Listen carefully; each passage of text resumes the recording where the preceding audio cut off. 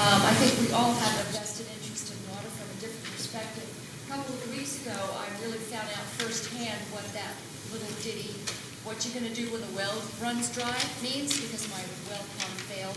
And it was just a few days of inconvenience, but it really spoke to what we're looking at, the bigger picture in the Yamhill Basin, is that we don't, despite the amount of rainfall we have, cannot take adequate supply, storage, transmission of water for granted.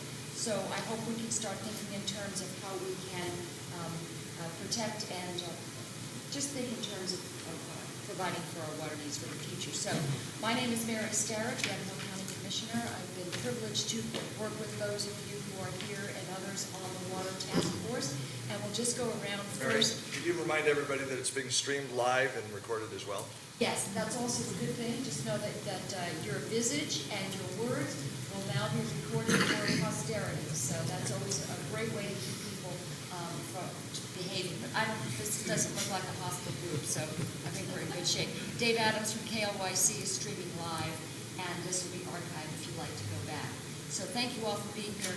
So let's start with Joel, our water master, and just introduce yourself if you could. I'm Joel Plon. I work with the State Water Resources Department, and I'm the District 16 Water Master.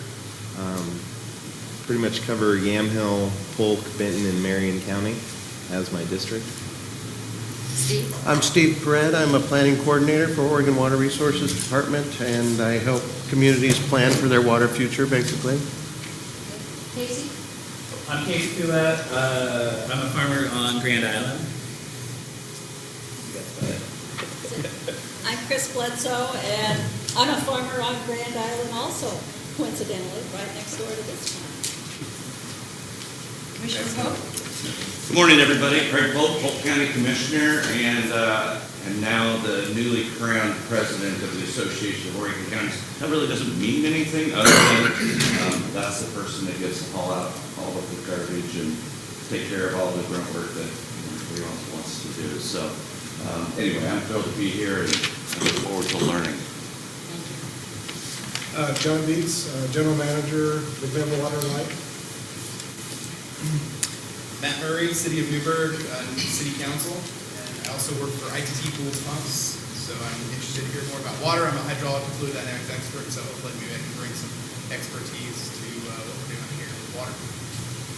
Jay Harris, City of Newburgh, I'm the Public Works Director. I'm in charge of the people and engineering, wastewater treatment, water treatment, and then our maintenance division.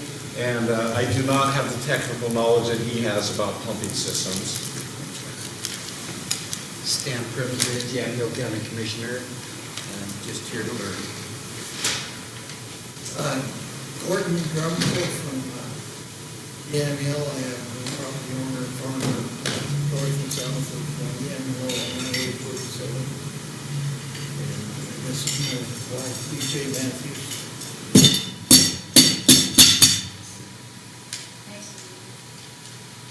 My name is Sam Sweeney. I farm in Dayton, irrigating row crops. I've been involved with water for the Palmer Creek irrigation district nearly since the beginning.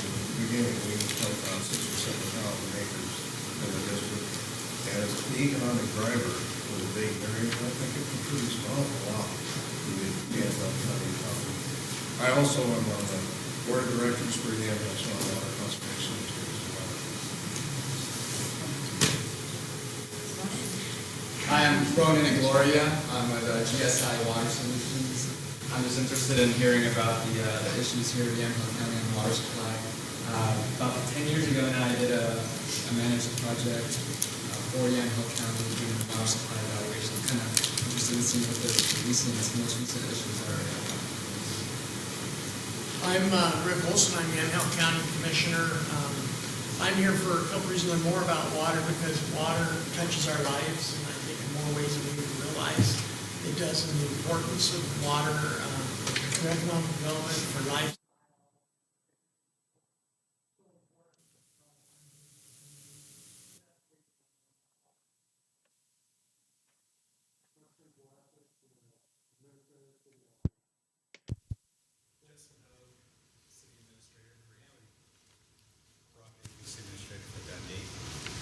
Frank Sheridan, City Manager Sheridan.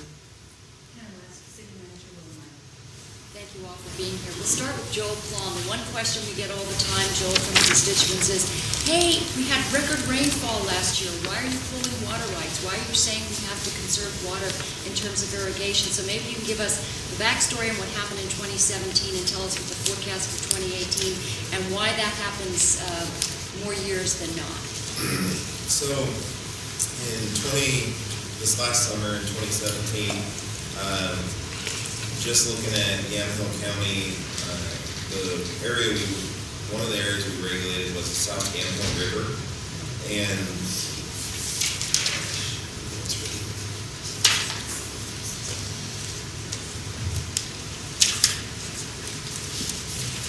so we regulated South Yamhill River at the very end of August and sent out regulation notices to 29 users, all having priority dates on their water right that were junior to November 3rd, 1983. Not sure how familiar are with water rights. It's all done by priority date. So when there's a time of shortage, whoever has the oldest right and makes the call, the junior people who came in after that date and established their right are the ones to get cut back in order to meet the senior user. One of the questions too I get all the time is why are we regulating when we have record rainfall in the winter? I kind of look at it separately, where you have the east side of the Willamette River, you got the mountains with the snowpack that's helping out a lot, and then you have the west side where we just need some rain continuously throughout the summer to keep these stream basins up to meet the needs of everyone. We don't have a snowpack in the Coast Range that we're relying on that's feeding the Yamhill and these other streams. There's also a variety of different things. The temperature in the summer, I think, contributes to it because it puts a higher demand on the pumping of the water, just some more use when the temperature are above average. And there's a variation in crop rotations. You have hundreds of water rights on the stream system, but that doesn't mean that every year everyone's using their water right. It could be every couple of years that they're using because they're rotating things in and out. So to predict kind of what's going to happen for the upcoming years, extremely difficult because I don't know, what rain we're going to get, and two, I don't know what everyone's planning to grow coming into the next season.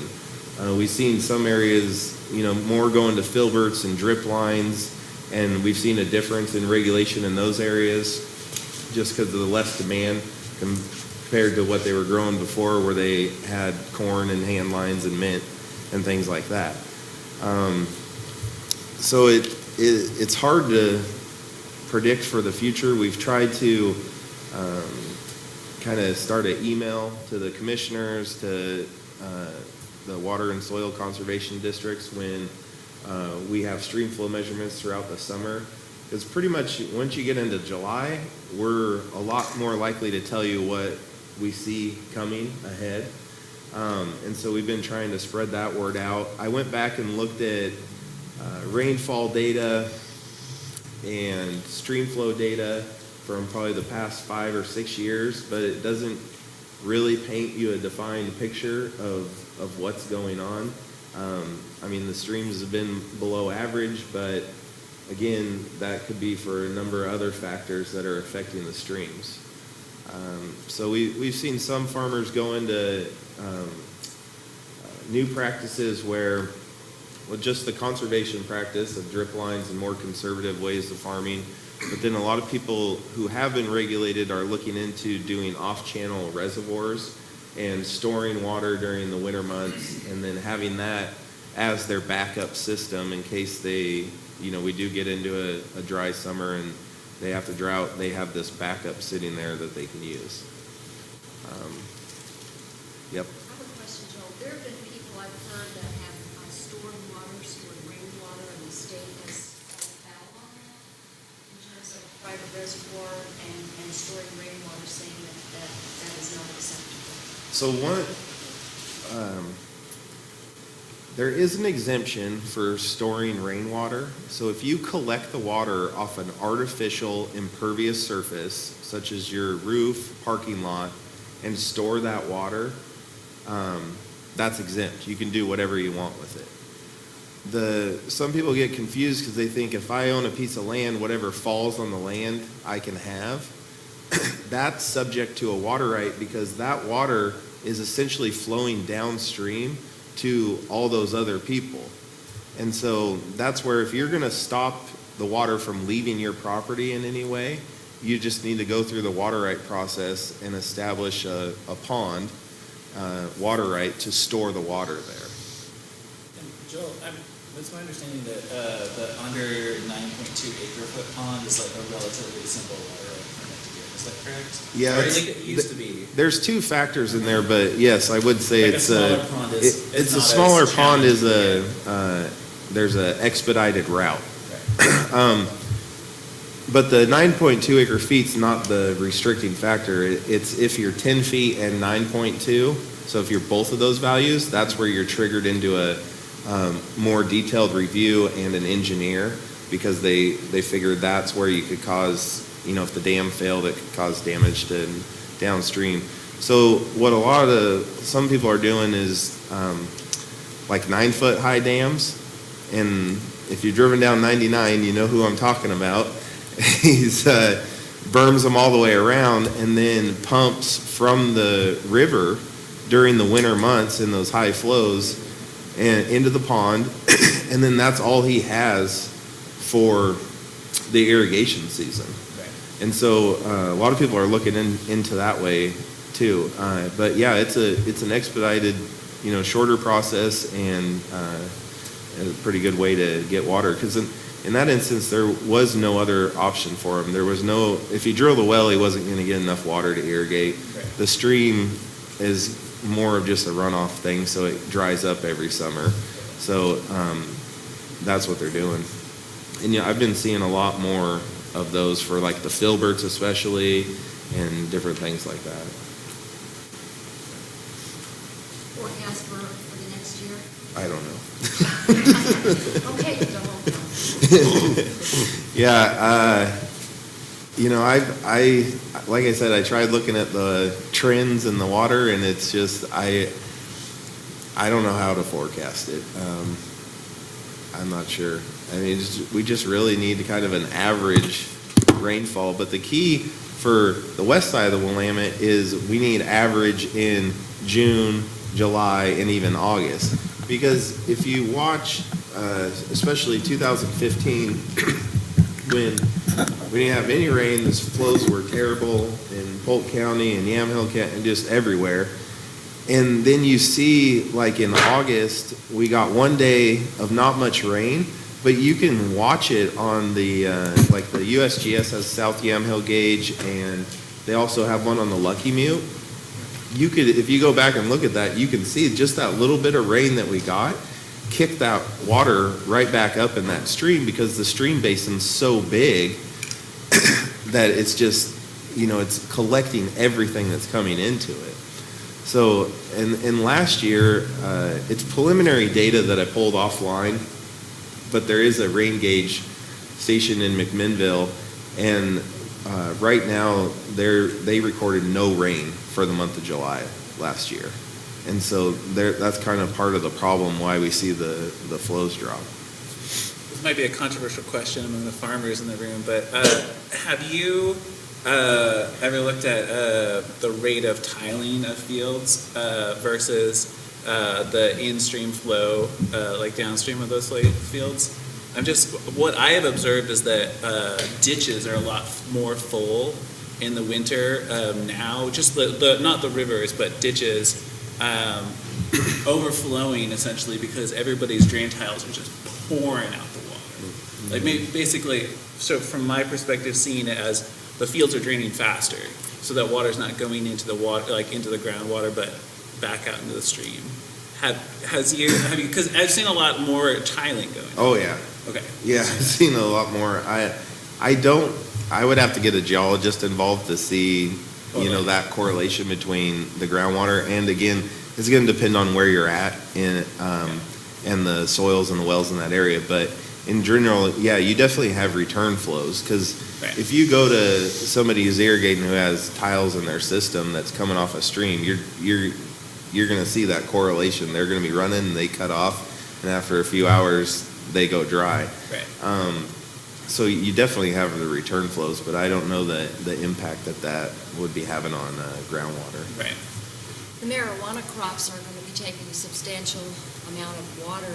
What's the forecast for how that's going to affect irrigators? That's presented a lot of challenges to the department, and a lot of phone calls about it, and we've spent a lot of time investigating it. It's kind of an educational thing, because we just look at it as, it's any other farmer. You're growing a crop, you need water for it. And a lot of them are looking at trucking in water, rain harvest watering, and we're working with them to provide us receipts showing that they've trucked water in. I haven't ran into a situation that I know of, at least, where they've actually caused injury to a neighbor for pumping from their well or pumping from the river, where it's been a clear violation. I haven't ran into any of those. Mainly it's, somebody next door just doesn't like the fact that there's a new crops being established next to them. That's what most of the time has been spent on is that part of it. And they're pretty small, footprints of what they're using. So I'm still kind of trying to learn, how much water do you really need?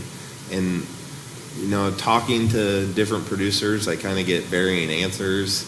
And it almost seems like it is such a new crop that maybe there isn't a standard yet.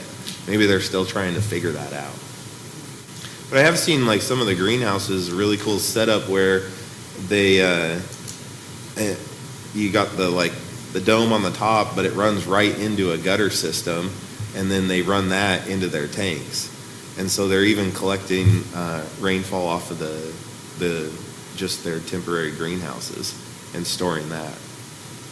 I must confess that as a cannabis producer myself, and I have a couple water rights, I use less water than to grow the cannabis, because I'm more aware of what I'm using and more aware of the plants, because they're worth a lot more to me than, say, my tomatoes and my sweet corn. I just overhead irrigate the tomatoes and sweet corn. It's whatever, there's enough water, we're on a river island. But with the cannabis, it's I want it to go just in one place, very carefully, controlled amounts. So, and I can only grow an acre. So. Yeah.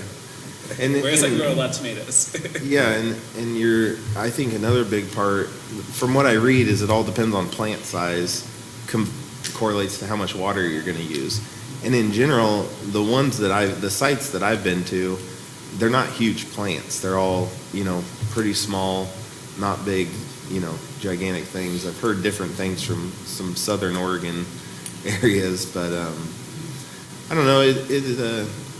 It's kind of just an educational thing. A lot of people are kind of getting into it that don't know about water rights like you, and so we're just educating them and giving them options on how they can get water in the future and that type of thing.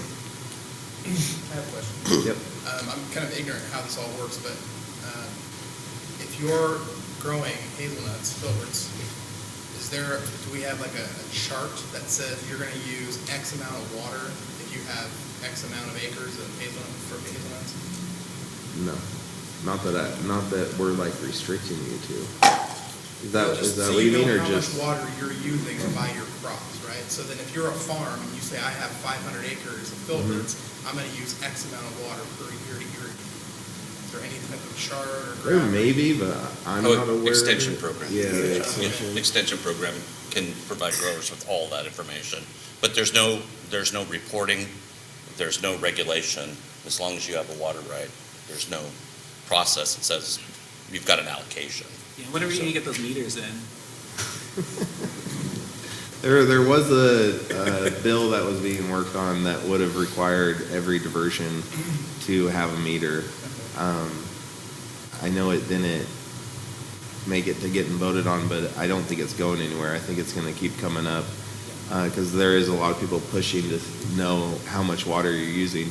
The one interesting thing, just from my experience though with that, the people I've worked with that have put a meter on, the majority have been using less water than what they're authorized to use, which I think when I talk to people, they're like, oh, they're using way more than they should. I'm like, well, actually, they're using about half of what they could. So it would be interesting to see what the flow is, but it prevents other challenges because you know, I'm the only field person, and I'm covering almost 5 counties. And, you know, we're regulating in all of those counties, and there are certain stream systems where I'd be like, yeah, let's get a meter on everything, but you got to figure how much time it's going to take me to go to those areas. So we've focused on certain areas that we need them, like in Marion County on Butte Creek, we regulate for a 1940 senior user every year because there's just no water in that system. So we've been putting more meters on that to help save time, so you can just go and see what's going on rather than try to count sprinkler heads and figure it out that way. All right, let's move on. Thank you very much, Yep. Joe. Appreciate that. Steve Perret will give us an idea of some of the feasibility study grants that are available at the state. Sure, and I've got a few slides here, so I'll try to go through those and see if this will work. Yeah, so that's just the department's vision and mission statement there. I think people are familiar with who we are and what we do. So I work in the Water Resources Development Program. The mission of the program here is to help individuals and communities address their in-stream and out-of-stream water needs, both now, current needs, and looking into the future. There's 3 program components in the upper right-hand part of this slide here. The first one is place-based planning. So we're currently in a pilot phase of this new endeavor called place-based integrated water resource planning, and I'll touch on that here briefly. The next piece is the feasibility study grants. So that's where you've got a project, you're not sure whether to go forward, whether to invest the money or not. This is a way to sort of do a feasibility analysis before you invest in the big money. And then water project grants and loans. And today I'm going to spend most of the time on water project grants and loans because there's a new opportunity coming open soon for proposals. Place-based planning, like I said, we're in the pilot phase, and we have selected 4 areas around the state that are undertaking this. And it's basically understanding your water needs and developing solutions.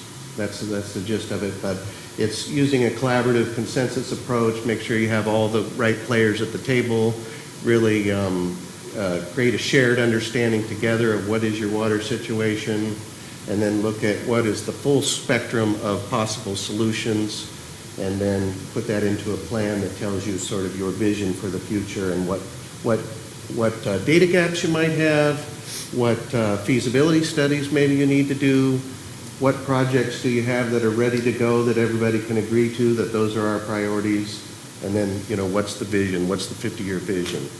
So that's sort of the purpose of the pilot, of the place-based planning. The next is the feasibility study grant. So as I mentioned, this is really to answer the question, should we or how should we proceed with a project idea?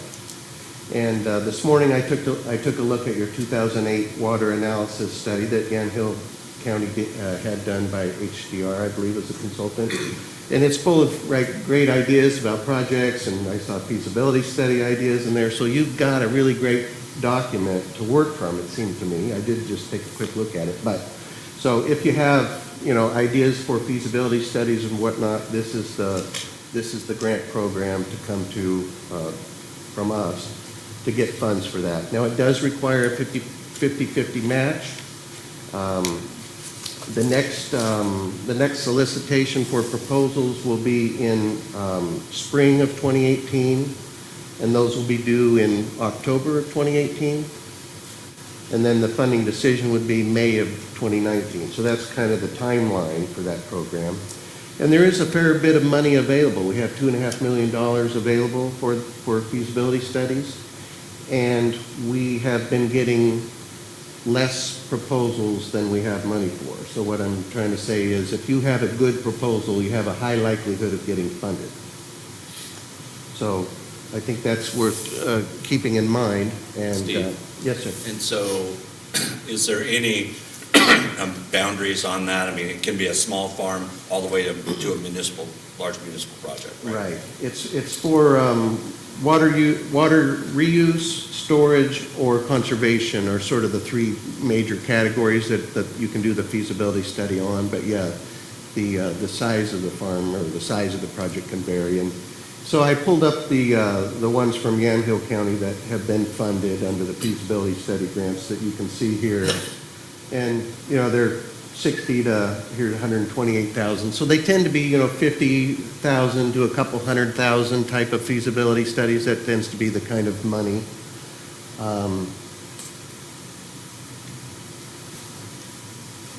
If you have more questions, we could circle back to that. So the one I want to spend a little time on was water project grants and loans. And our commission is meeting yesterday and today. And yesterday, our commission funded 4 new projects under this program, totaling $6.2 million. So those tend to be, you know, $500,000 to a couple $1 million type of projects, fairly substantial money. So like I said, we just awarded $6.2 million to 4 projects. We have about $14 million left from the most recent legislative session, so we have $14 million left. And there'll be another cycle coming open where we're seeking proposals. In December, we'll open that, and the deadline will be April of 2018. And then the funding decision will be fall of 2018, probably at the November commission meeting. So it takes about a year from the time you're writing your proposal until the commission decides, yes, we want to fund it. Now, it's quite competitive. Like I said, we funded 4 projects yesterday. We had 34 applicants, 32 applicants that met our minimum qualifications. So you can see 32 applicants, 4 of them got funded. So that's very competitive. I think but the things that can make, the things that I think can really improve the project's opportunity is, one, if it's backed by some sort of bigger study that's been done, like the 2008 Yamhill study that sort of, you know, the whole community of people have agreed these are our priorities, and you have your act together, right? And so the project fits within this larger context. That's really good. And that the proposal is well-written and sound and provides the public benefits. So the public benefits need to be environmental benefits, economic benefits, and social or cultural benefits. Those are the 3 categories that we grade the applications on. So if you have a project, what about redundancy? Would that fall under economic? Well, it would fall under economic and under sort of, yeah, water supply development, and we understand redundancy is important, so yeah. There were some good comments on the proposals. I feel like before you guys made the decision, it had been published with comments from the reviewers, and I felt like those were really helpful. Like this one is good because it shows all those things, whereas this one is just going to help this one farm kind of thing. Yeah. So the applications come in, and there's quite an extensive review process, and we have an interagency team of reviewers, interagency state agency team of reviewers that looks at them all, and we have pretty specific criteria and a scoring system, how they get scored. And then they get public notice, and the public gets a chance to comment on them, and we take those comments into consideration. So it's quite an elaborate process. That's part of the reason it takes some time between when the proposals are received and when the commission makes the decision. And then even at the commission meeting yesterday, people have the chance to come up and testify. You know, at that time, when the commission's making a decision, you come up and testify either, you know, in favor of your project or against the project and whatnot. It's you know, a state public process. Let's see. Steve, before you go Yes, further, yes. this is hypothetical, so I don't want anybody to jump to any conclusions, but let's just say there was interest by the group for a county intertie system, which has been suggested. A lot of people have said it's not a good idea, but we know that some systems are stable, like McMinnville, and are able to share, and other systems are more fragile.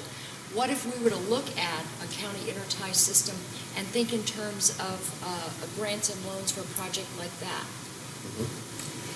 Well, I would certainly think that would be a good project to submit, and given the limitations in our money, probably some early phase or a feasibility study that needed to be done before you could really go big, or some early stage of the project would be the way, so you phase it.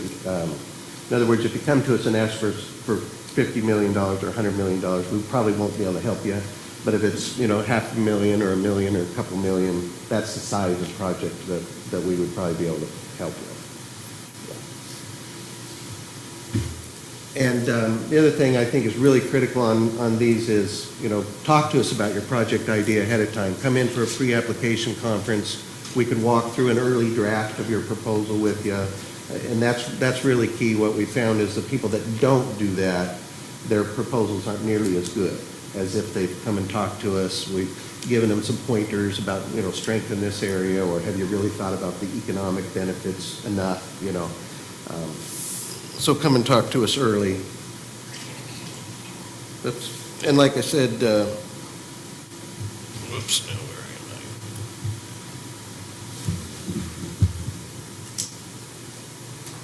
I? Okay. So these are the type of projects basically that are eligible for funding under the water project grants and loans. So it's fairly diverse. As long as they meet, as long as they provide public benefits in all three of those categories, essentially. So this was the latest round that I mentioned. As you can see, total requested from us was basically $35 million, and we gave out yesterday $6.2 million. So we have about $14 million remaining for the next cycle. And those are, I don't really know the funding end of it that well, but I understand these are lottery-backed bonds is the source of the funds.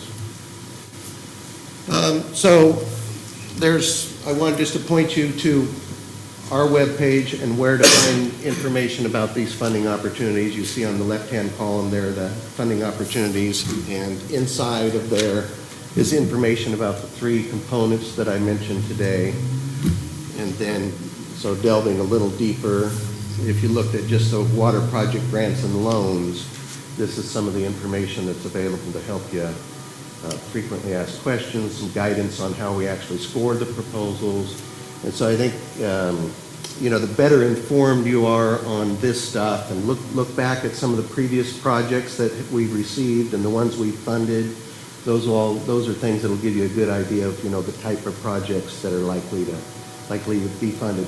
And water project grants and loans requires 25% match, whereas the feasibility studies requires 50% match. So this one's a little less in terms of the match, and it can come from a variety of sources. So that's all I had for the presentation. If there's more questions, but the primary contact for the water project grants for the Water Resource Development Program is Kim Ogren. She was presenting to the commission today, so couldn't come, but here's her contact information. And there any more questions about Water Resource Development Program or any of the components specifically? Thank you, Steve. Okay. Thank you, Joel. We know that you have to get on the road, so don't feel compelled to stay if you don't want to.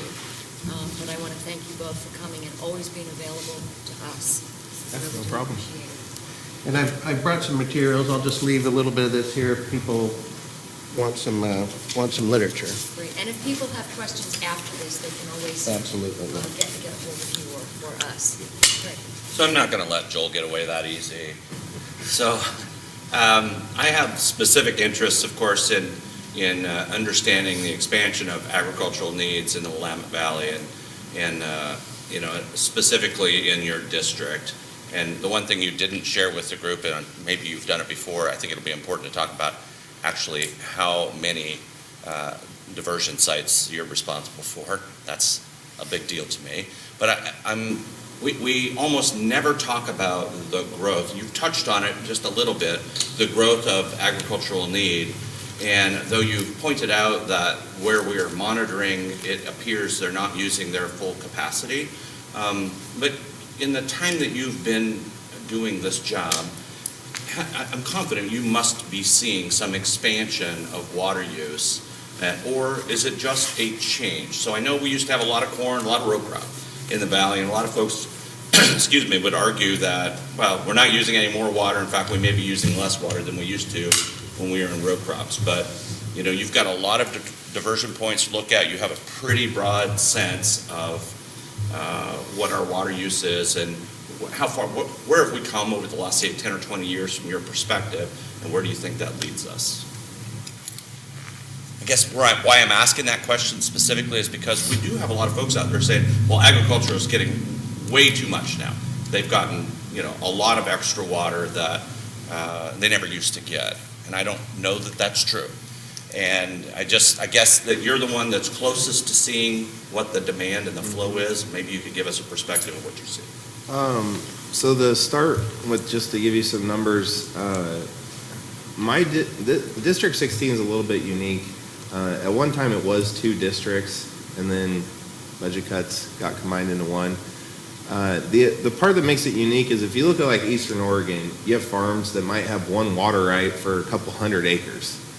And if you come to the valley, that couple hundred acres has now been split up into, 20, who knows how many farms. You have much smaller farms. So I have over 14,000 water rights in my district and over 18,000 points of diversion.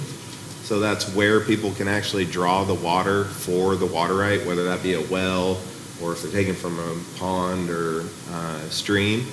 And that doesn't include in all of the just wells that rural residents have that they use for their use. I don't have a clue what that number would be. Nor does the department. No, we could put it together. I think we could. Maybe. So I'm trying to manage all of that. And with the growth, I think you still have new farms coming in. They're looking at contracting with the Bureau of Reclamation. There's stored water available, so you'll see a lot of development occurring right now in Polk County and Yamhill County where they're tying in and getting Bureau contracts, so they actually are buying water that's being released from the reservoirs. The problem presented with that is you got to have some way to get to the Willamette River to get in on that. So some people are using other people's diversion points.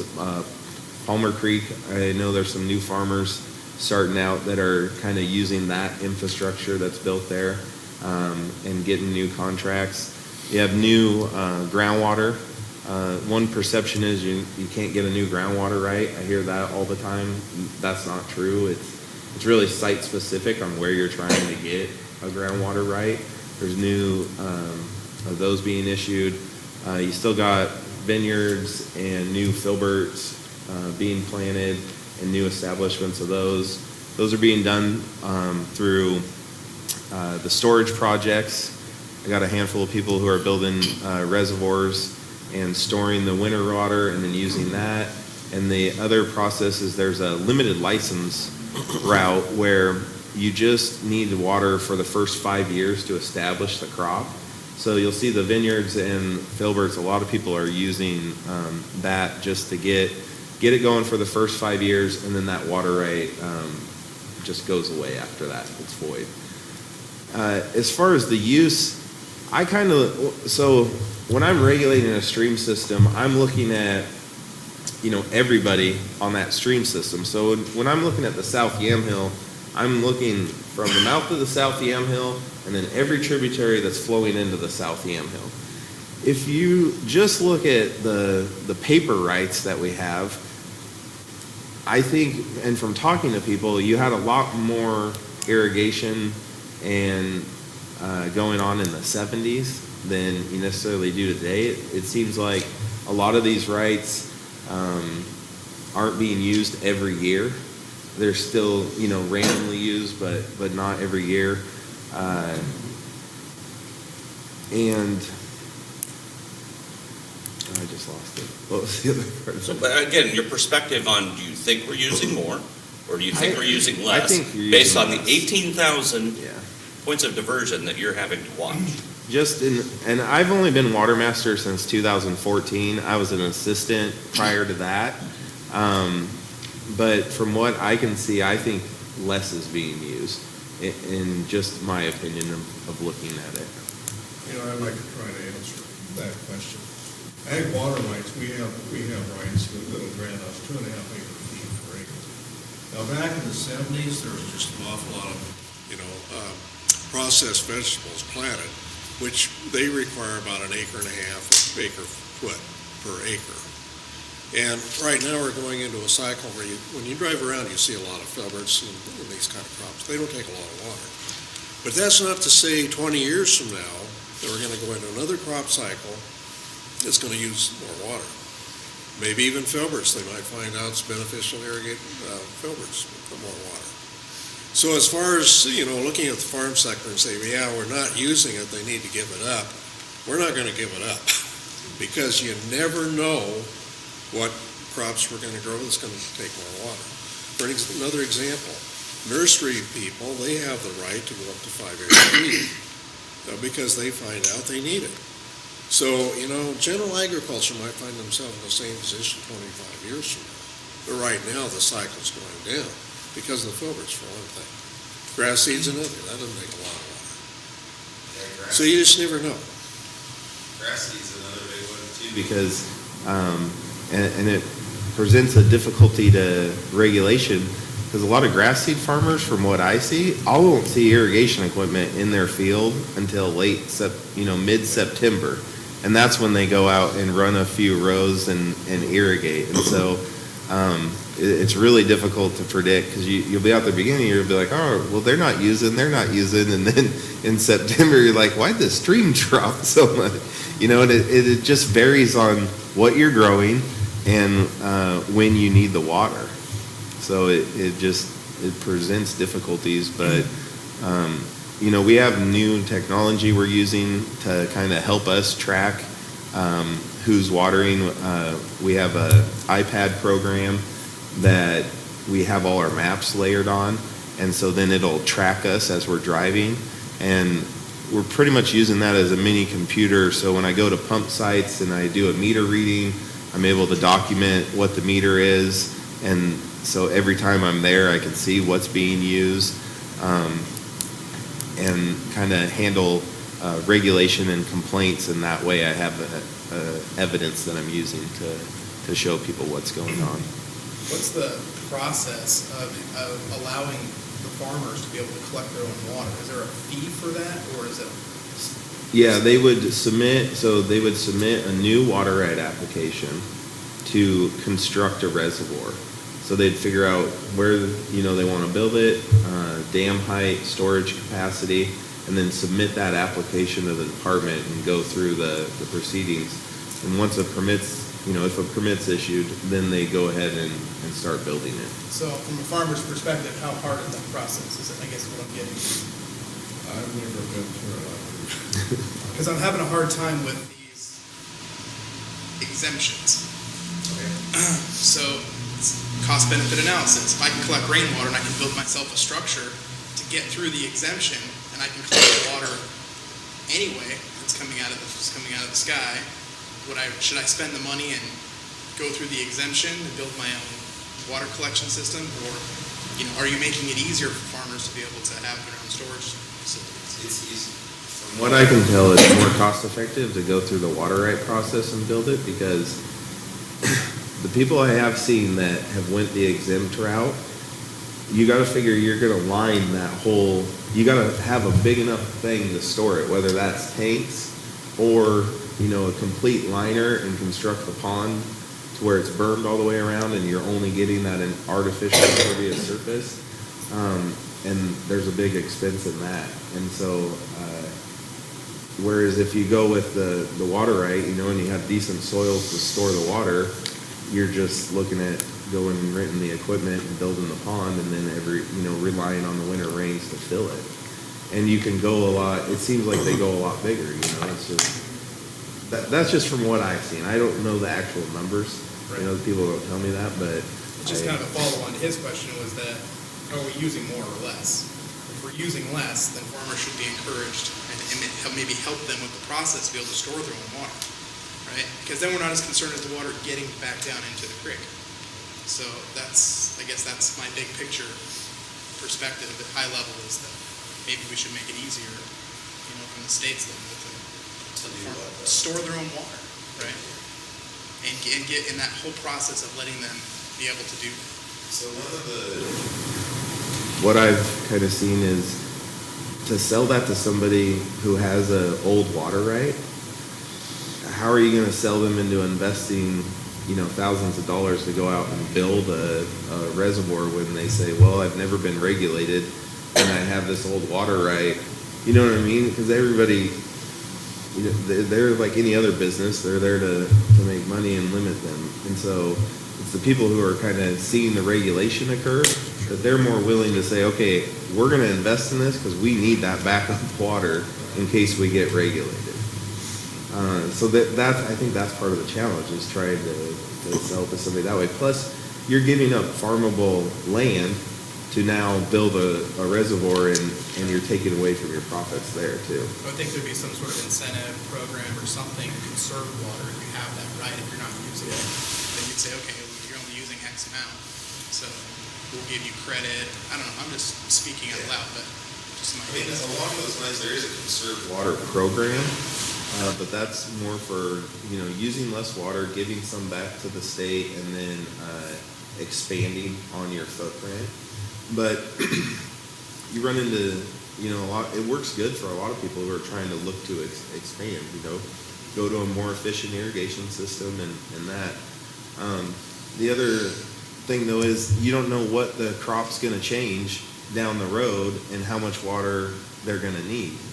So some people aren't willing to, they don't want to give up anything because they might need that 2.5 acre feet in the future.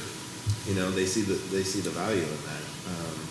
So there's a lot of variables and a lot of consideration that goes into these decisions.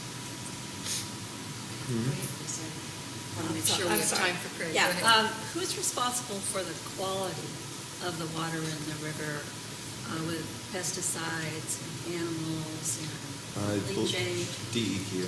That's DEQ? Yeah. What the Water Resources Department is in charge of is the appropriation of the water. So the actual diversion, whether it be a well, stream, or storing the water on the property. Well, unfortunately, time is short, so we're going to have to move along. Thanks for having us. Thank you very much for coming. This is an indication that we should spend more time next time perhaps on these types of subjects, but we appreciate it. I want to just give Commissioner Pope a chance. He's come all the way from Polk County. Thank you very much for coming.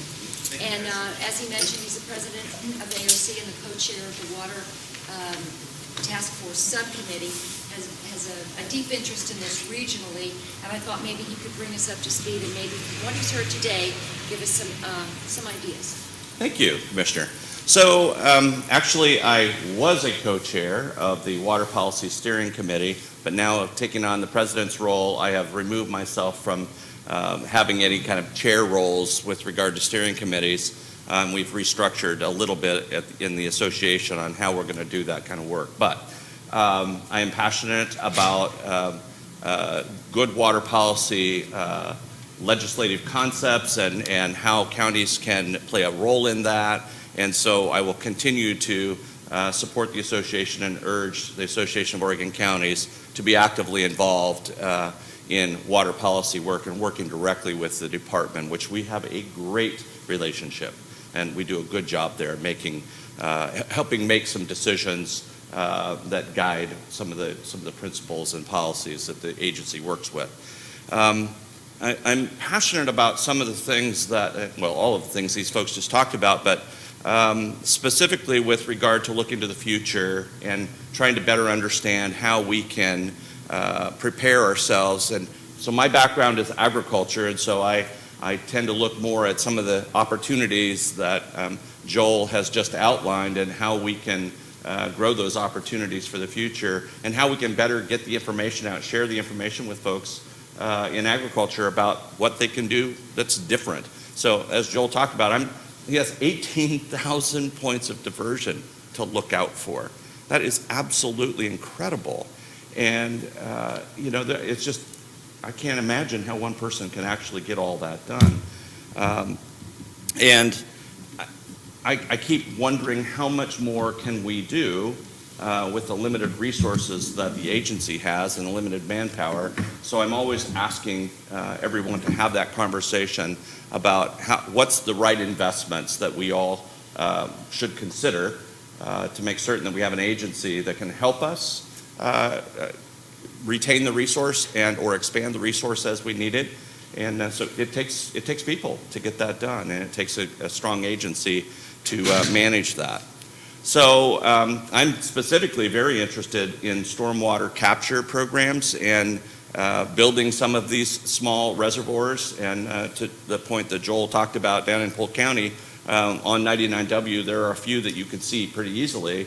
And the one that's just to the south of Monmouth, there's 2 ponds actually there that were built. They were developed with the intent of actually turning about 150 acres of what was completely dry land with no water right into high-value cropland, which has been very successful. I know that grower well, and I know those projects there, and he was able to actually make that work for himself because he owned all the excavation equipment and had the skills in his family to be able to do the work and build those ponds. So he saved himself a great deal of money that might not have worked for everybody else based on what it costs to actually put those ponds in. But I'm thrilled to see farmland turned into a higher value per acre asset that comes from stormwater capture. Not everybody's thrilled with stormwater capture, but I think it's a really good tool that we need to continue to explore and find better opportunities for. I'm also very passionate about place-based planning and where that's going to go for the future. I've learned that we have done a very poor job in this state of bringing folks together and having these conversations. So I'm thrilled that you guys are having a process where you're talking with each other at least annually and trying to share some ideas and look for ways to make it all work for everybody. I was an applicant for the place-based planning grants for what was 2015, and I did our application based on including Yamhill Basin, and but the entire width of Polk County and South Yamhill County, and it was applying for about $250,000 to help us facilitate a conversation, which we expected would take about 3 years, so that we could put together a plan on how we would treat these streams and these reservoirs that we might have and what our thoughts for the future would be. Do we want to have storage facilities on any of these streams 50 years from now? And that's what place-based planning, from my point of view, should include. We should be having a conversation about not what we need today necessarily, but what will our heirs need? What will we need in the future for our communities? And irrigation for crops. And anyway, we weren't successful in getting that one done. It was a very robust application process with a 45-day window from the time of announcement to the time of submitting. So yeah, it was a really tough climb. And we were consulting, and my community development director and I were consulting with the agency and following all of those processes. But again, like so many of these applications, it was, the ask was very incredible. And I worked on the legislation as a Water Policy Steering Committee member, helped the agency on the legislative ask for the money. So we asked for $750,000 for that place-based planning pilot project. And it was over $3 million of ask for the applications for those pilots. So we know right from the get-go there's a lot of interest across the state in communities wanting to do these pilots or these planning grants.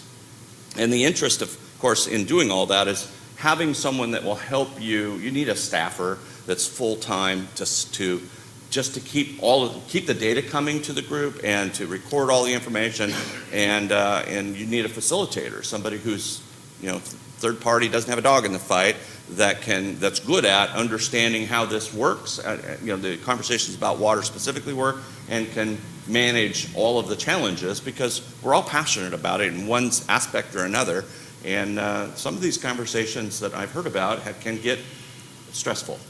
And for example, in Harney County, they're looking at, they've curtailed all of their wells. They've stopped drilling any more wells because they've realized that they have tapped out in Harney County, in the Harney Basin. And that's one of the reasons why they needed to have this place-based planning group. They're also doing a basin study at the same time. And so they're trying to gather the data so that they can truly understand what their aquifer looks like and what their prospect for actually using this water or getting more water for the future might look like. So, but they've got a lot of challenges because they've got farmers and ranchers that are coming in and sitting in these meetings, and they're looking for opportunity. They're looking for a way to get their wells back up and running again, or getting more water opportunity for their farms and ranches. So it can be stressful, and it takes some skilled facilitators to get that done, and they don't come cheap. So that's something I'm continuing to push and trying to find a pathway forward to tell the legislature this is very important to all of us, and we need to find a way to invest in it in a more robust way in the future. Because I think, as what you're doing right now signifies, if we're not having these conversations in a meaningful and professional way, I don't know how we're ever going to solve the upcoming challenges for the future in doing this. So that's where I'm at with regard to water policy specifically, and some of the projects I'm working on. Yeah. Commissioner, I wanted to make sure that I asked you this before you got onto other things, but so you mentioned that there's contention over having on-farm reservoirs or like stormwater storage. There can be. There can be, and I figured that meant that you had had that experience. Can you tell me a little bit? Well, I haven't personally had the experience, but I'm watching it happen. For a couple of growers who are up against some folks that don't want any stormwater pulled out of streams and stored. Okay. So there are folks that believe all of that water should go to the ocean. So these particular farms were proposing to pump winter water into their reservoirs. Is that? That's correct. Yeah, okay. Yep. That's how they're filling those ponds, is using stormwater runoff. Got it. Yep. Got it. I tend to not think of winter water in rivers as being stormwater runoff, but I understand now what you mean by it. And in this particular case, this one I'm talking about south of Monmouth, is on Ash Creek, and that creek essentially, as Joel said, dries up in the summertime. You would never be able to draw from that to irrigate 150 acres. Right. But there's more than adequate amount of flow, and it's been studied and permitted to draw stormwater off, and it actually is a floodplain mitigation tool. Right. So it's been a very positive thing for the neighborhoods along that creek. You're slowing down the flow of the more dramatic water. Right. I can tell you on my own little farm, I have some canals that drain areas that on my lower end of my little 20-acre space is significantly flooded in the wintertime, and I'm hoping to find a way to do the same thing, to capture that water, to store it and use it, to plant a high-value crop. Because I have just grass seed, and it's all rented out, but we just have grass seed there because I don't have irrigation. Yeah. But if I can capture it and pond it and use it to grow hazelnuts or something like that, that makes sense to me. Okay. As long as the pond cost doesn't cost me more. Right. Thank you. Yeah, absolutely. Question, Commissioner. we hear so many things about the different municipalities and their struggles, and then we hear about what the rural concerns are. When we talk about trying to tie the two together, do you think there's any value in that? There is, and so I touched specifically on what our storage capacities are in stream. And that is a place where I think we need to have a bigger community conversation about, for example, on the Yamhill, what's the future look like for building in-stream storage or even off-stream storage that could be used for stormwater runoff on the Yamhill? I have no idea. Hopefully you guys do, but without having a community-based conversation about that, I mean, first of all, it would probably take at least 20 years from the time you all said yes, just to figure out where the money's going to come from and how you would actually facilitate getting it done. It could take years just to get to a point where you could agree on what it would be. That's the part for me, for municipalities, that I think is absolutely important, that we all share in a conversation about how we're, especially here on the west side of the state, what's our plan for the future? We don't have snowpack. Our storage is groundwater and running off to the streams. And so, you know, if we're thinking that we're going to continue to expand our populations and the size of our communities, what's our water plan for the future? And so that's my concern for Polk County. You know, I mean, Dallas is growing leaps and bounds, and I think they're maxed out on their reservoir. They believe they're okay at the moment, but I continue to purport, well, what is your plan for that reservoir for the next 50 years? And other communities, so which actually just have wells in the ground, and they're struggling with those as well. So I think it's important that we have a bigger conversation and be very thoughtful about how we can ask ourselves those questions. So this is about municipal needs as much as it is about agricultural needs. Okay. Do you have any advice before you leave us, advice for the group or going forward, some agenda projects? Well, so I can tell you right now, though I was frustrated that our grant application for place-based planning wasn't successful, I won't stop. I am working with Polk Soil and Water Conservation District and Yamhill Soil and Water Conservation District right now on a Lower Salt Creek planning project that we're putting together. So we've been many months in a small steering committee group just trying to plan who are the right people to bring to the table, how do we describe what we're going to solve or what the problem is that we're going to solve and how we might do that on the Lower Salt Creek. And the issue at hand, first and foremost, is about flood mitigation concerns. And we have a lot of what's turned into high-value farmland over the last 50 years has been impacted more and more now. So we talked about tiling, and what's happened there is that all these tile that have been put in over the last century plus are now being impacted by silting, and this Salt Creek can't flow very well and can't clean out. So this water's backing up now onto cropland that growers are not going to be, they're not satisfied with that. They really do want to plant to the stream bank as close as they can, and I totally understand that. And there's been some conflict because in a few cases they've gone out and decided to clean this. Clean the stream. They've cleaned it. So that's not okay. And so there's a massive education piece that has to take place there, clearly. But I want the folks to come together and have a conversation about how can we fix this? Is there a way, we have to identify the problem, but is there a way that we can solve this without people getting fined for taking it into their own hands?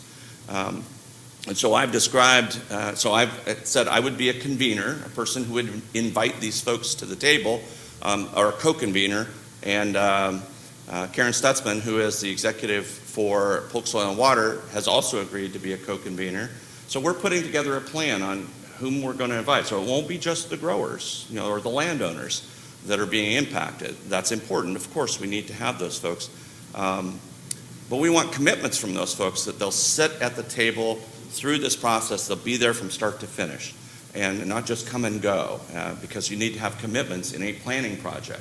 So I've heard about a couple that that have said, well, we'll just let people come and go as they please. Well, that's a pretty inconsistent planning project. So you want to have folks that are committed to starting it, following some following some procedures that you all agree to and staying with it through the project. But it also requires that you have a diverse cross-section of people who are interested or affected by what you're talking about. And so I've pointed out that the growers may not like the fact that Water Watch is going to be in the room, but not asking them to be in the room would be a huge mistake, for example.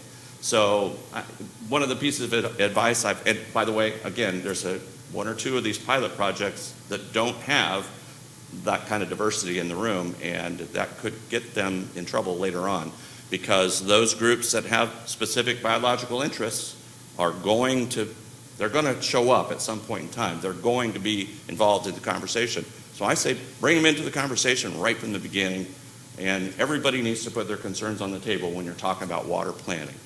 So I guess if that's my advice, that's what it would be. Thank you. All right. Appreciate it. Any questions for Commissioner Ford? We really appreciate you being here, and thank you for the fact that you've really stuck with this for so many years. Appreciate it. So we'll definitely be calling on you for advice. And I heard that you were going to take that position right behind me then. Did you hear that? Thanks, Commissioner. Thank you. I wanted to Appreciate it. volunteer. So at this time, I'd really like to hear from the different jurisdictions and how, and actually Ronan is here, so I'd like to get your input on what you've heard so far when you put that with the background that you have with the counties historically, with the county study. So maybe we can start with you and then go around the room and hear what the municipalities' concerns are and how this group can facilitate something larger than just meeting once in a while. We really want to make sure it's worth your time. So Ronan? Thank you. Again, my name is Ronan Igloria. I'm with GSI Water Solutions, and actually formerly was with HDR, the project that was mentioned from about 10 years ago now, on the water supply study for Yamhill County.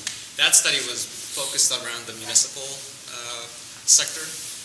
So it's good to hear the municipal and ag picture, the interest in potentially trying to look at all those issues together. I think, Commissioner, your comment about the place-based planning, there's a lot of potential there. We're involved right now on the Mid-Coast planning project, and so there's a lot of lessons being learned in that process, but I think a lot of those lessons in these pilot projects, the whole intent was to kind of let that play out. There's going to be a lot of things that come out of there that other planning groups that are trying to be formed, and water issues being put out there there's a lot of potential for understanding the needs and then coming up with some solutions that will work for kind of more of that integrated process, which I think really that's kind of how we need to approach it, because it is very complex. All the supply issues, all the competing demands from ag, municipal, environmental.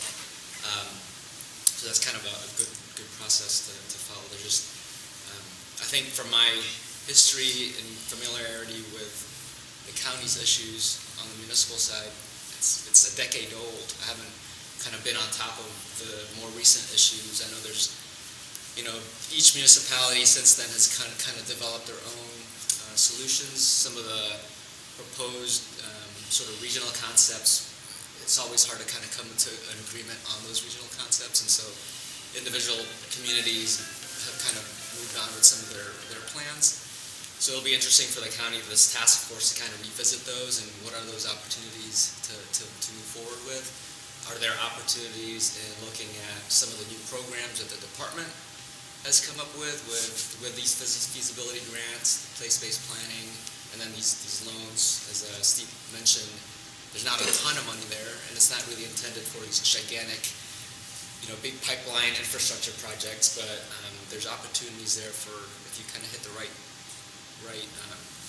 themes and projects, I think there's a way to kind of build off of that. But I think the big opportunity here, looking at who all's in the room, there's a nice cross-section right now in the task force of those different water user sectors. And that's a really great starting point, just starting to identify what those key issues are, so continue to kind of gel and kind of get used to working together and identifying some of the issues, those opportunities for formalizing the group, and then moving forward with, maybe down the road, even in the next couple of years, trying to form that official your planning group, I think, will help accelerate the process. So just initial thoughts off the top of my head. But yeah. So I had a quick question on that. So the plan is 10 years old, and then you said that, it's quite a bit different maybe than what the plan had originally laid out. I haven't looked at it. Over time, typically a plan is a 20-year plan, but you update the plan every 10 years. And so this group might be interested over time of taking the 10-year-old plan right now and investing and going for a grant application, include a diverse cross-section of people, and upgrade the 10-year-old plan in the next few years to something that's more to date and current with what everybody's doing, have this group work on that, and potentially file a grant. It's a 50-50 match, and I don't know what updating that plan would cost. But, we would be responsible, this group would be responsible for 50% of that if we were successful in obtaining a grant application for the other half of it. So it could be a conversation in the future of this group. Thanks, Jim. Can we get an update from everybody? Maybe start back there with Frank Sheridan. Because I know you probably try to sneak out, this way you can't. I'm awake. Frank Sheridan from the city of Sheridan. Our plan's about 10 years old. It was kind of new when HDR was working on it. So we haven't done much of an update, but the recession hit, changed a lot of planning assumptions. We were selling less water for 4 years in a row than we had sold before the recession. And then, as we talked about economics, our biggest customer is the prison. They had a $1.8 million upgrade of sewer, water, and electrical utilities, and cut the amount of water they buy for us from their 20-year-old pipes leaking.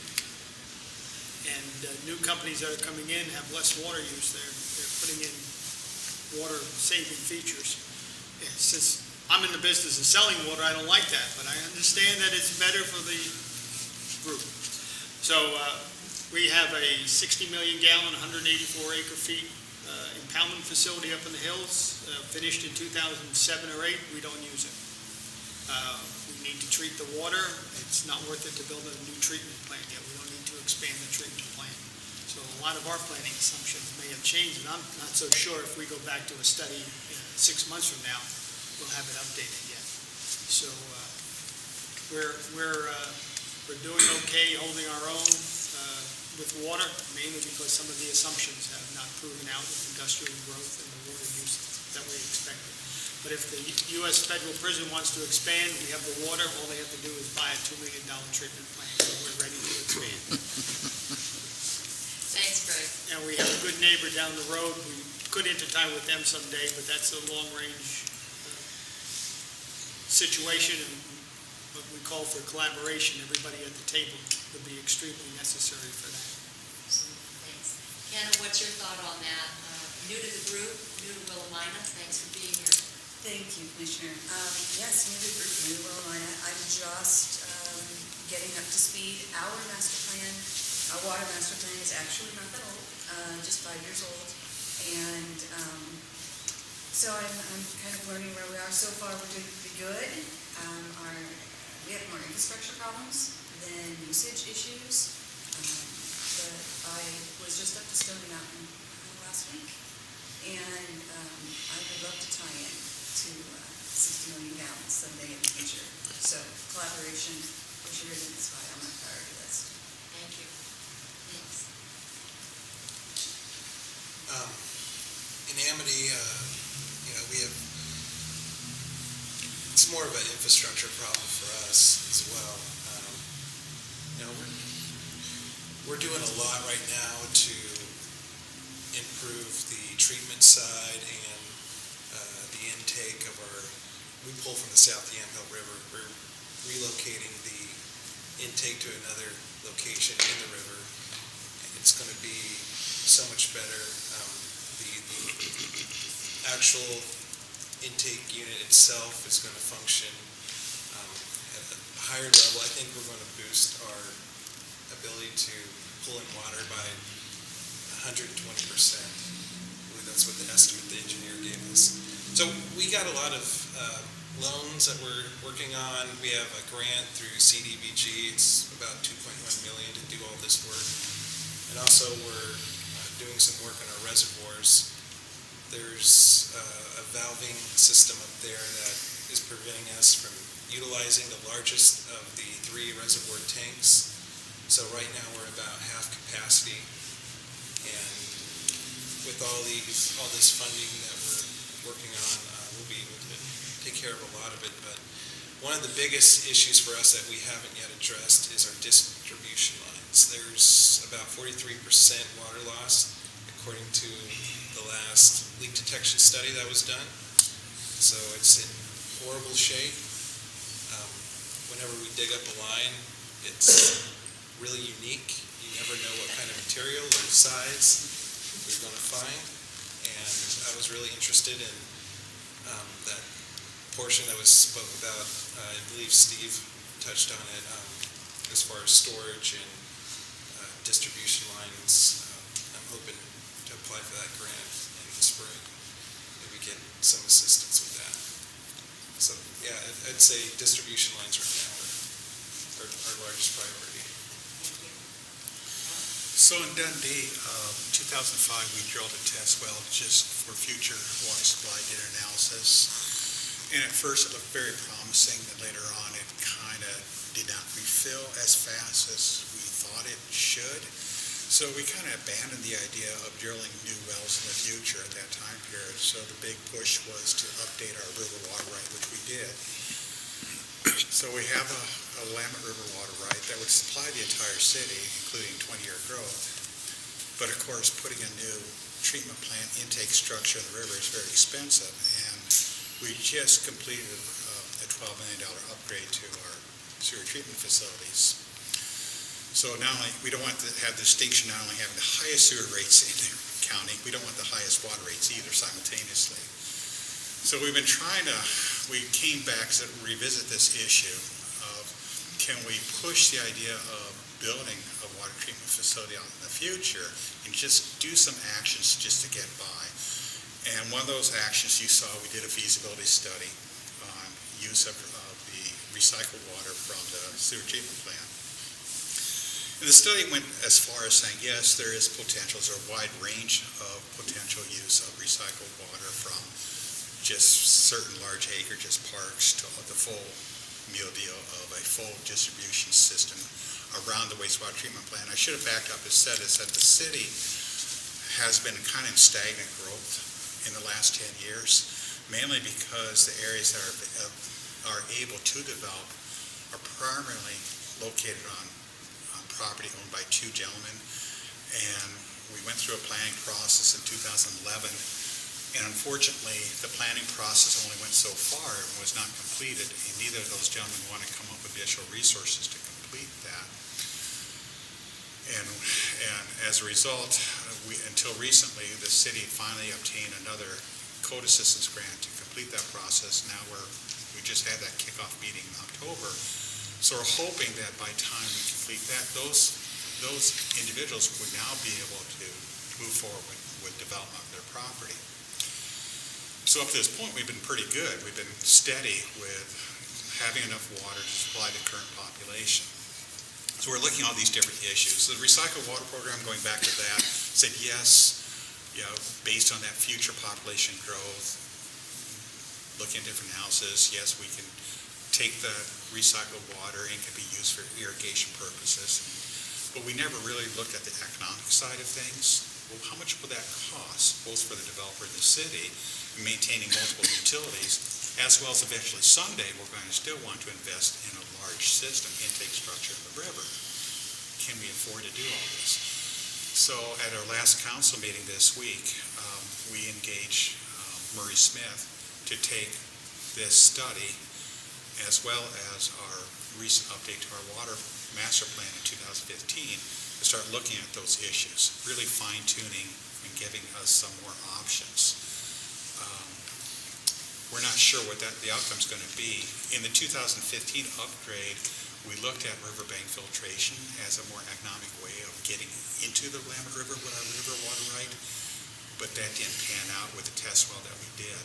They suggested that was CH2 Yamhill, they suggested, well, just keep on looking at different sites. But we came to the conclusion that the geology is going to be the same, and we just don't want to keep spending money going down that path. So we're bringing all this information back to Murray Smith, and again, I don't know what the outcome is going to be, but we're hoping to come up with some solutions to get more water supply to get by for the planning horizon for this riverside area of the community before we see it's inevitable that we're required to use our river water right. I should mention that 2005 test well, in 2016, we did convert it to a production well. And we're only using it during the summer months. And it has been a real boon for us because during this last summer, we had 2 wells that failed on us in terms of the pumps and electronics. And so there's times where we're operating with not our full regular water supply, and we did not really have any issues with this new test well that went to a production well. So we're looking at all these different things and seeing how we can get by in the next 20 years. Preston? Hi, everybody. I'm Preston, City of Lafayette, and we are pursuing a couple of collaborative initiatives on the water level. And for us, Lafayette being the fastest growing city in Yamhill County and has been for decades, trying to make ends meet with all of our services requires that you collaborate with your other local government partners. And we do that with every service that we do. Water is no exception. And so these initiatives that we're pursuing now regionally really stem from this master plan the county did that was referred to earlier. I was thinking it was more like 15 years ago maybe, but that was a county initiative that laid out a master plan for the county for water policy. It had never been done before, and it was very well done.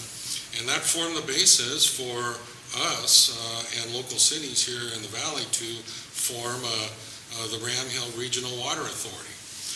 Initially, it was set up for McMinnville, Lafayette, Carlton, and Dayton.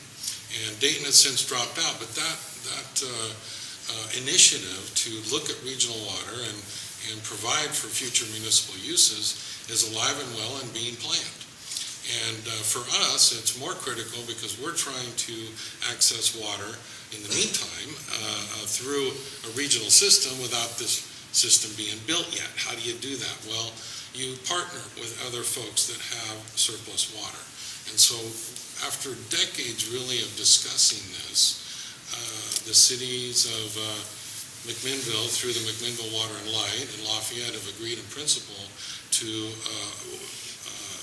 for us to purchase water from their surplus water and still be part of the regional discussion. And does this mean that other cities could benefit in the future? Absolutely it does. Just because you're not involved now, because people got better things to do maybe, we are forging ahead. And I really appreciate, Mary keeping the ball alive on this regional discussion because it really is going to impact everybody in the valley one day. So we're really pleased to pursue this intertie with McMinnville, keeping our eye on this regional system that we hope to build within the next 14, 15 years. The city of Carlton is also involved very heavily in that discussion, and that's going very well, and it really does stem from this master plan the county did, way back when. And there is room for other cities, other needs to be a part of that discussion, but in the meantime, we're moving forward with that. And yes. Our time is short, so I want to make sure everybody, go ahead. I was just going to add a real short comment, going back to something Preston said. I've always been a big believer in regional water because I believe if you don't work collaborative and do it yourself, the federal government's going to make you do it. When I was elected mayor of McMinnville almost 9 years ago now, the mayor of McMinnville is actually the ex officio chair of the Water and Light Commission. I brought to the Water and Light Commission the idea of regional authority based on the original plan that Yamhill County had done. It took about 2.5 years because our Water and Light Commission at that time was decided, well, McMinnville has all of this. Yeah, we have a lot of water, but we have all this infrastructure that we're not going to share our water with anybody. It took about 2 years, so it's been 7 years now to get the Water and Light Commission to agree that there was a need for cooperative water sharing. So even to get by the own board took a long time, but what they did, when they did that, what came out of that was the Yamhill Regional Water Authority, a cooperative. And the only reason I bring that up is because it's been 7 years, almost 8 years since that was first talked about doing. And we've come a long distance, with Lafayette now actually actively working on it. We have an older interface, intertie in place with the city of Carlton, been there for years and years, that being upgraded. But the thing about it is that it takes us all as a region, and McMinnville being one of the lead players, and I'm sure John may talk about this, one of the lead players has to take the lead, but it can't be taking the lead without inviting all the other players. And so to see this regional water authority, it isn't growing in 7 years. It hasn't gone nearly where I want, as fast as I would have liked it to go, and I'd like to see that process. But we've started, and I think that's what's important. So. Thank you, Commissioner. We do have to, I want to make sure everyone gets out on time, so our time is short. I'm sorry for rushing everybody, but Jay, did you want to weigh in? Real quick, water master plan update was done about a year ago for Newburgh. Back in '06, we used about 6.5 million gallons a day peak summertime flow. We're down at 4 right now, 4 to 4.5. So the recession hit, the use hasn't come back. We are growing. The water master plan shows that we're good on our well field, which is adjacent to the Willamette. We're pretty good on the transmission. We're good on storage. We're good on water rights. So we're pretty set for the next 20 years. What we don't have right now is a second source. All of our eggs are in one basket. They're in Marion County. They're on the other side of the river from Newburgh. And if something happened to that well field or to the 2 lines across the river, we have big problems in Newburgh. So that's what we're working on next. Hydrology expert. I'm with Jay, so he has all the information. Oh, I know, but you seem to really have some good background. I want to just get your comment or is that pretty much it? Well, I think one of the things we're looking at is emergency management. So we're doing a lot of that right now in the city, and Jay with other leaders with the city, we're looking at things like that to where what are some of the upgrades that we can do to make sure that in an emergency situation we can still get water out to our community. So we have hurricane systems that we can dispatch to local churches, and we're working with the churches in our area to make sure that we can help our community during a time like that. So it may seem like we have it all together, but there's stuff that there's holes that we need to fill and plans we need to make so we can react to when an earthquake happens. Thank you, John. So to kind of piggyback on Preston, so we are in the process of negotiating an intertie with Carlton. We are actually in the process of designing an intertie with Lafayette, or both Lafayette and Carlton. Carlton's intertie is actually basically right at their treatment plant, our transmission line. It passes right by their plant. But also with that, we have actually acquired both a senior, and we have a junior and a senior right now on the Willamette. And we actually purchased a piece of property on the Willamette. And actually next week at our commission meeting, they're going to look at letting a contract for evaluation of that site.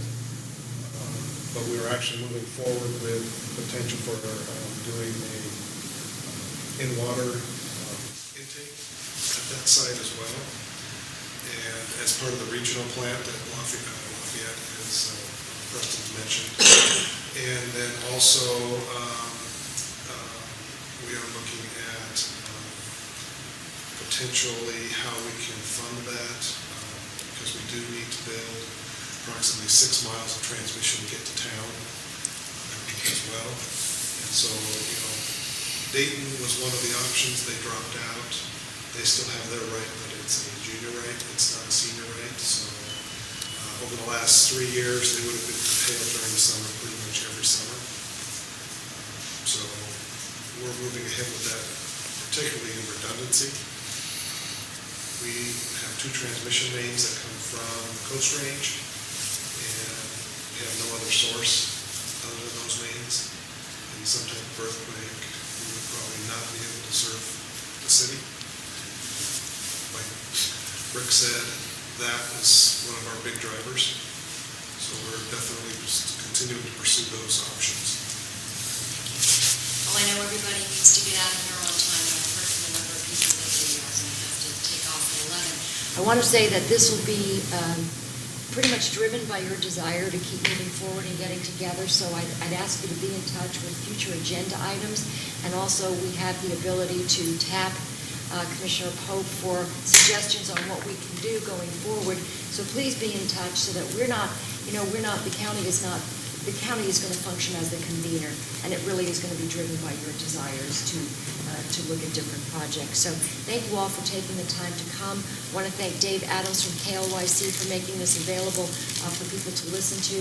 And if you have any other ideas and any other folks that you think should be involved in this effort, please be in touch. And again, thank you so much for everything that you brought today. Appreciate it. Thank you.